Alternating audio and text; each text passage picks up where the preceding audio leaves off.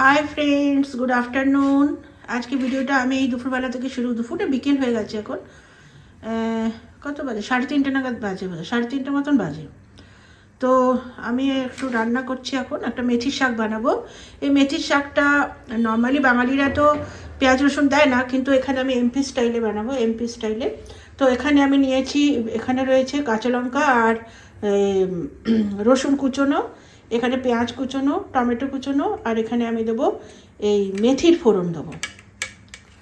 এর মধ্যে আমি দেবো মেথির ফোড়ন। তো আমার তেল গরম হয়ে গেছে, আমি মেথির ফোড়নটা দিয়ে দিলাম। আমি আপনাদের আগেও বলেছি যে আমি শাক সবসময় লোহার কড়াইতেই বানাই। তো এটা আমি শাক বানাচ্ছি, ওই জন্য আমি লোহার কড়াই নিয়েছি। এটা আমি দিয়ে দিলাম লঙ্কা কুচি আর রসুন কুচি, লঙ্কা কুচি আর রসুন কুচি। এটা একটু ভাজা ভাজা হবে। আর আমি এতে দিয়ে দেবো এক চিমটে হিং। তারপরে এতে দিয়ে দিলাম আমি পেঁয়াজ কুচিগুলো,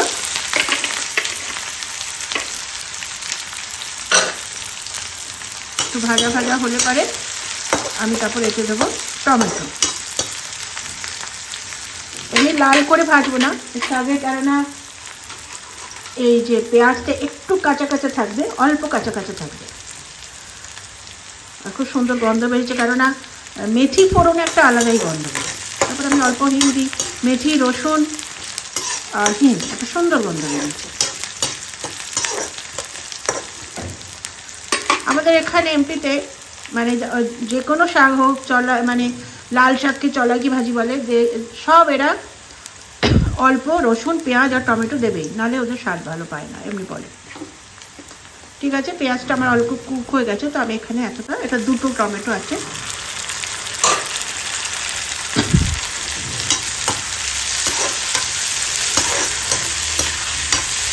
টমেটোটা ভাজাকালীন আমি এতে দিয়ে দেবো একটু লবণ, তাতে টমেটোটা তাড়াতাড়ি শাকের মতনই দিয়ে দিলাম। ভাজ হচ্ছে তো, এটা চালাচ্ছি না, এক্সস্টটা না খুব নয়েজ করে, এই জন্য আমি এক্সস্টটা চালাচ্ছি না। এটাকে আমি করে দিলাম সিম, হাইতে ভাজবো না, এটা সিমে হোক। আজকে একটুখানি কিছু বানাবো আরও, কেননা কালকে আমি কিছুই বানাতে পারিনি একটু পার্সোনাল কারণের জন্য। তো এখন একটু বানাবো। এই যে আমি একটু লেগ পিস সব ম্যারিনেট করে রেখেছি, আর তো এগুলো এখন আমি বানাবো ধীরে ধীরে, কেন কালকে আমার মন মেজাজ ভালো ছিল না। আর এটাও বানিয়েছি, এটা বোনলেস চিকেনও ম্যারিনেট করে রাখা আছে সব, ঠিক আছে। এখন কুক করতে হবে। তো শাকটা বানিয়ে ফেলি, কেন শাক নষ্ট হয়ে যাবে, দুদিনের হয়ে গেছে শাকটা, তাও এখনও ফ্রেশ হবে। আমি শাক নষ্ট করে একদম পছন্দ করি না, কারণ শাক আমার one of the most favourite vegetable. আমি রেসপেক্টফুলি শাক রান্না করি। তাও দেখছি পালং শাক নিয়েছিলাম, মাছের মাথা রাখা আছে বানাবো বলে, তো এই রান্না। আসলে কি না, ছেলে তো মাছ খায় না, ওই জন্য আমার চিকেনের প্রিপারেশনটাই অ্যাড করতে হয় মোস্ট অফ দ্য টাইম।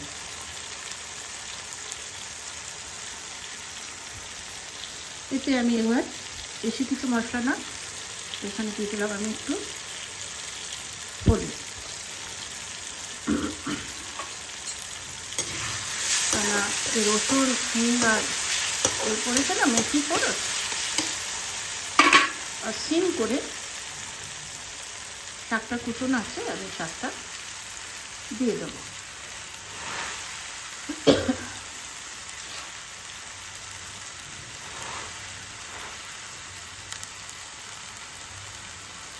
দেখতে অনেক বেশি লাগছে, একটু পরে জলটা যখন রিডিউস হবে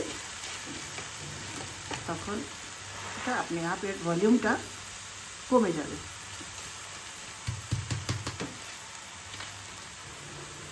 আর কিছুদিন এই শাকটা খেয়ে দিই, কারণ এরকম ফ্রেশ তো আর গরম পড়ে যাবে পাওয়া যাবে না, মোটা হয়ে যাবে, একটু তিতা হয়ে যাবে। এখন নেই তিতো, একদম নেই, আমি দাঁতে কেটে নিই সবসময়। এই মেথি শাক সবসময় মেথি আর একটা কোন শাক যেন আমি শিখেছি, ওটা একবার আমার তেতো বেরিয়েছিল।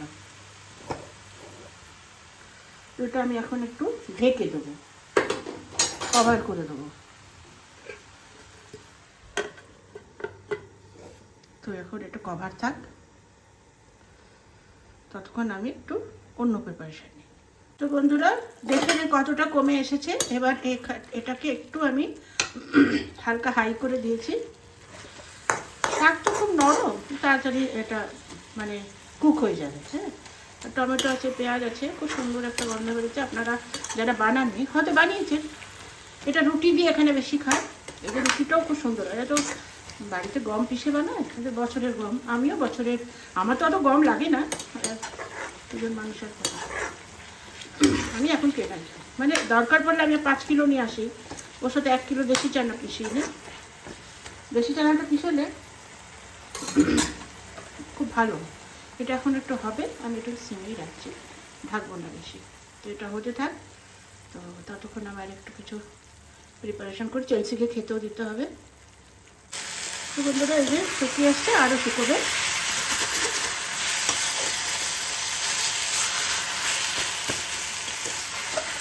এতটা কতটা কমে আছে এখন। আমি এটা নেড়ে দেখবো। এই যে জল উঠছে, জল উঠছে না, এগুলো সব আমি এরকম চিপে চিপে দেখবো। জল উঠলে মানে এখন এটা আরও হবে।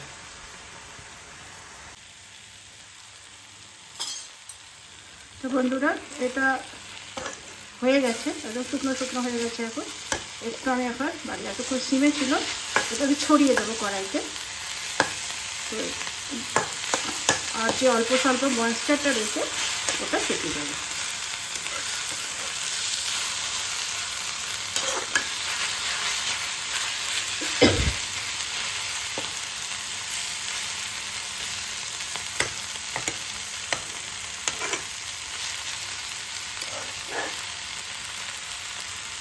এটাতে একটা ফাইনাল টাচ আছে, ওটা আমি দেখাচ্ছি। তো বন্ধুরা ফাইনাল হচ্ছে এরকম একটা হাতাতে আমি একটু তেল নিয়ে নিয়েছি, আমি রিফাইন নিয়েছি। দিয়ে এতে আমি কী দিয়ে দেবো, একটু রসুন কোয়া, এই রসুন কোয়া দিলাম। আর এতটা দিয়ে দেবো এতে জিরে, আর এই কটা শুকনো লঙ্কা।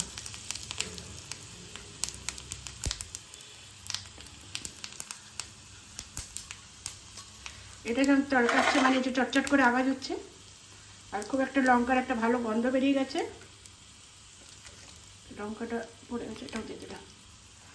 তো এটাকে এখন আমি একটু, এটাকে বলবে ছক, ফাইনাল ছক দেবো এর উপরে।